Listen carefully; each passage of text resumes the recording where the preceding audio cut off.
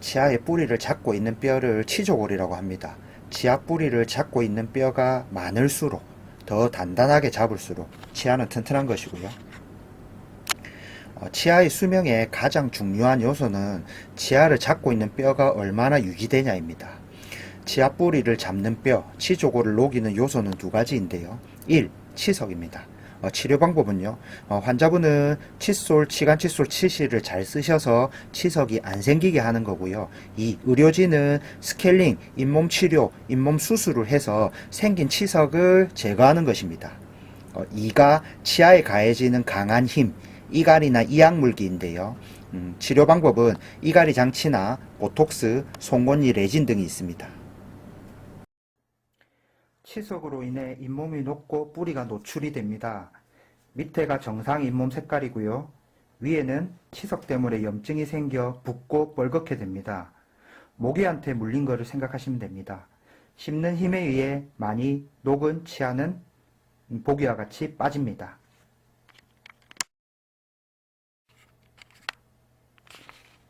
잇몸을 벗겨낸 사진입니다. 뼈가 치아를 감싸고 있습니다. 이 뼈가 치석 때문에 서서히 녹습니다. 결국 잇몸이 녹는다는 건 치아를 잡고 있는 뼈가 녹는다는 말입니다.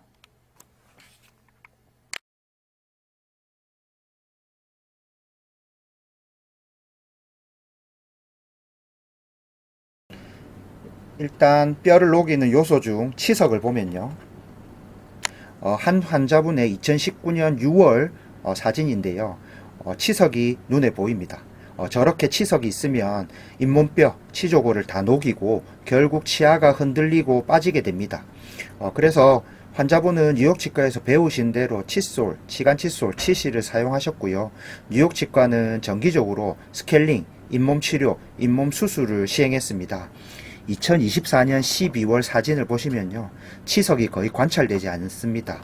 관련 동영상은 저렇게 검색해 보실 수도 있고 내용에도 링크를 걸어 놓았습니다. 너무 흔들리는 치아는 발치 후 임플란트를 하였고요. 나머지 치아는 스케일링, 잇몸 치료, 잇몸 수술로 유지를 하고 있습니다. 한번 치료받고 나선 저 세 치료만 계속 받고 계시고요. 이건 다른 환자분인데요. 2021년 7월 사진을 보시면 치석이 여기저기 보이죠. 역시 임플란트와 그 외 치료를 받으시고 1년에 한 번 스케일링, 양치가 조금 안 될 때는 잇몸 치료, 잇몸 수술만 받고 계십니다. 2025년 1월 사진을 보시면 입안이 그래도 그나마 깨끗하게 유지가 되는 것이 관찰이 되고요. 2021년 7월에 뉴욕치과에 처음 오셨고요. 너무 흔들리는 치아는 발치 후 임플란트를 하였고요. 나머지 치아는 스케일링, 잇몸 치료, 잇몸 수술로 유지를 하고 있습니다. 역시 마찬가지로 한번 치료받고 나서 저 세 치료만 계속 받고 계십니다. 이 환자분의 시기별 보면 치료 전, 치료 후 과정이고요. 치과에서 제일 중요한 치료는 스케일링, 잇몸 치료, 잇몸 수술입니다. 아픈 것을 안 아프게, 비신미적인 것을 신미적이게, 기능을 못하던 것을 기능할 수 있게도 중요하지만 내가 안 아프고 신미적이고 기능할 수 있는 상태를 최대한 오래 유지하는 것도 치료입니다. 뉴욕치과 내원 환자분의 70에서 80%는 스케일링, 잇몸 치료, 잇몸 수술 환자입니다. 그래서 관리가 잘 안 되시던 분도 뉴욕 치과에 다니시면서 치과 치료비가 많이 줄었다는 말씀을 많이 하시고요. 이 환자분처럼 처음 치료를 받으시곤 그 뒤론 스케일링, 잇몸 치료, 잇몸 수술만 받는 분들이 정말 많습니다. 저렇게 관리하면 실제 치아의 수명은 10년, 20년, 30년 계속 늘어납니다. 대부분의 치과에서 보통 첫날 스케일링을 하고요. 네 부분으로 나누어서 일주일에 한 번씩 잇몸 치료를 합니다. 뉴욕 치과에서도 예전에는 그랬는데요. 그리고 6개월이나 1년 뒤에 스케일링을 다시 했습니다. 근데 저렇게 하니 관리가 잘 안 되시는 분들은 스케일링을 다시 하기까지 6개월이나 1년 저 기간 사이에 치아나 잇몸이 너무 많이 망가져서 오셨고요. 그래서 요즘 뉴욕 치과에서는 1. 진짜 치석이 많은 분들은 예전처럼 스케일링 후 일주일마다 잇몸 치료를 하고요.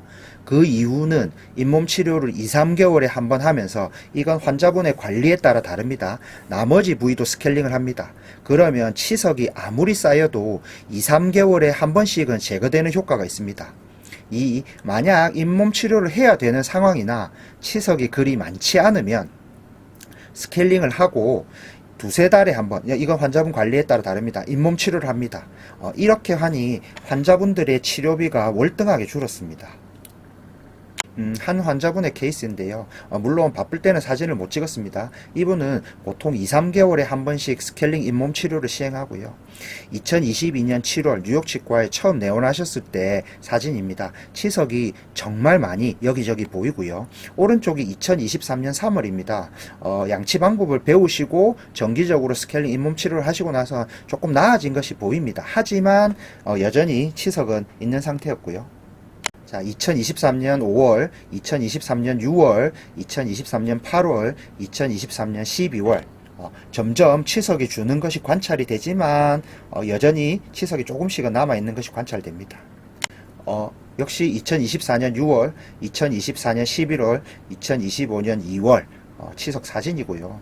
뉴욕 치과는 스케일링, 잇몸 치료, 잇몸 수술의 진심입니다. 자, 이제 뼈를 녹이는 요소 중 두 번째, 치아에 가해지는 강한 힘, 이갈이 이악물기에 대한 내용인데요.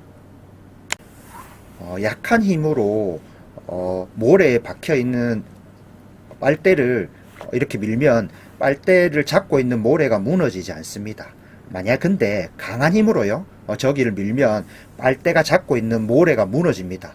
그때 강한 힘은 이갈이 이악물기인데요. 보통 씹는 힘의 1.5배에서 10배 정도 됩니다. 보통 씹는 힘의 1.5배에서 10배인 이갈이 이악물기가 치아에 가해지면요, 치아 뿌리를 둘러싸는 치조골이 녹을 가능성이 큽니다.